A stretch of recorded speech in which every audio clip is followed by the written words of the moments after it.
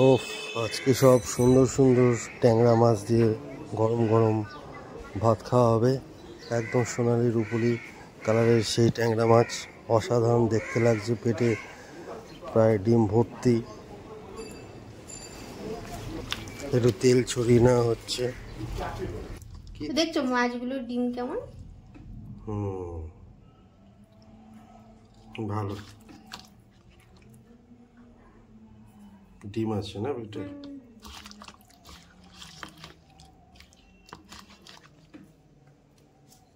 তেল মাখিয়ে দিলে কি হয়? ওই তেলটা ছিটকায় না ভাজার সময়। হ্যাঁ, তেলটা ছিটকে মুখে টুকে আছে না, ও আঁশ নেই তো, তেল দিতে হবে। হাটে কিন্তু দেখতে যাওয়া তোমাদের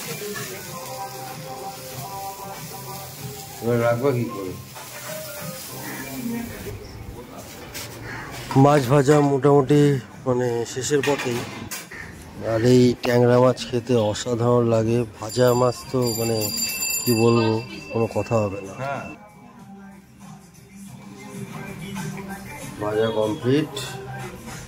এবার বেগুন আর আলু দিয়ে পাতলা ঝোল হবে, তাই তো? ধনে পাতা লাগতো নাকি? না হলেও হবে, যাই হোক। এই তিনটে মাছে যেহেতু ডিম রয়েছে, সেই জন্য এই তিনটে মাছকে একটু আলাদা করে রাখা হয়েছে, মানে পরে ভাজার জন্য। তো এখন তিনটেকেও ভাজা হবে।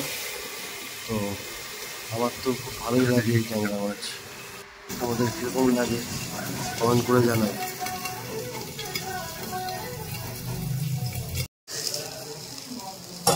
কড়কড়ে করে ভাজা হয়ে গেল নাকি? অনেক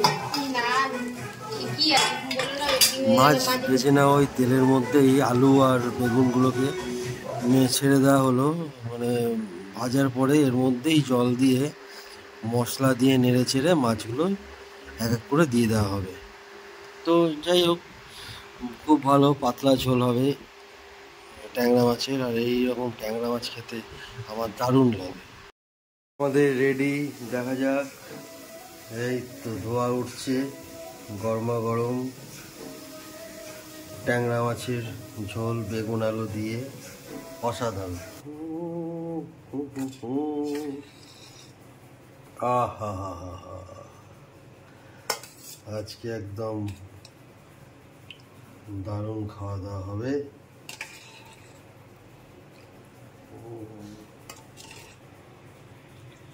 তোমার জন্য তো বড়ি দিলাম না, বড়ি দিলে আরো বেশি ভালো লাগতো।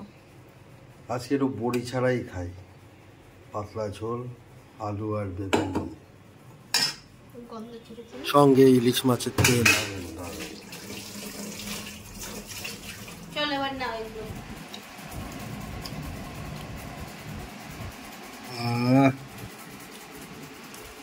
সাধু সাধু।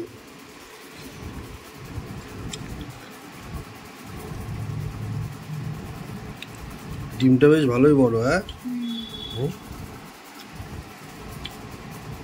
দারুণ টেস্ট।